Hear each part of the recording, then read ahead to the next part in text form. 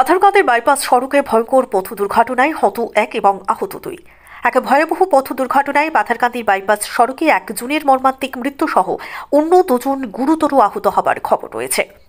শুক্রবার রাত 7টায় বাইপাস সড়কের কোনা গ্রামে পালসার বাইক এবং ট্রাকের সঙ্গে সংঘর্ষে ঘটনাটি ঘটে। এতে ঘটনাস্থলে সাগর রায় নামের এক ব্যক্তি নিহত এবং অন্য দুজন গুরুতর আহত হন। তারা সকলে একটি অভিশপ্ত পালসার বাইকের আরোহী ছিলেন।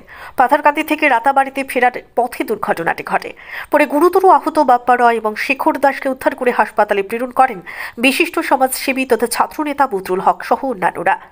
পুলিশ তদন্তে নামার খবরও রয়েছে। হঠাৎ করে শুনলাম যে আমরা বাইপাস যেটা কুনাগ্রামের ওখানে অ্যাক্সিডেন্ট হয়েছে।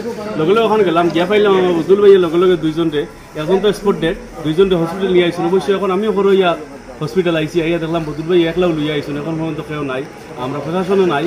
আর বদুল ভাইয়ের আরেক নাম পাওয়া যায় মানবতার হরিওয়ালা। যতটা মানে অ্যাক্সিডেন্ট বা কোনো সমস্যা হয় আমরা বদুল ভাইয়েরও পাই আগে। আজকেও দেখলাম এখন হসপিটালে ইয়া শুধু বদুল ভাইয়ে মানে অ্যাক্সিডেন্ট যে দুইজন বর্তমানে চিন্তা আছে, মোটামুটি অবস্থা খুব ভয়াবহ খারাপ, কিন্তু বদুল ভাই নিজে একলা লইয়া আইছে। কিন্তু আজকে বদুল ভাইয়ের টিকা দিয়ে আর ধন্যবাদ দেবো, হয়তো এটার বাসা নাই, কিন্তু এক বাসায় কইতাম পারবো বদুল ভাই মানবতার ফেরিওয়ালা। পাথারকান্দি থেকে মনোজ কুমার দাসের রিপোর্ট, সত্যের খোঁজে 24 ঘন্টা।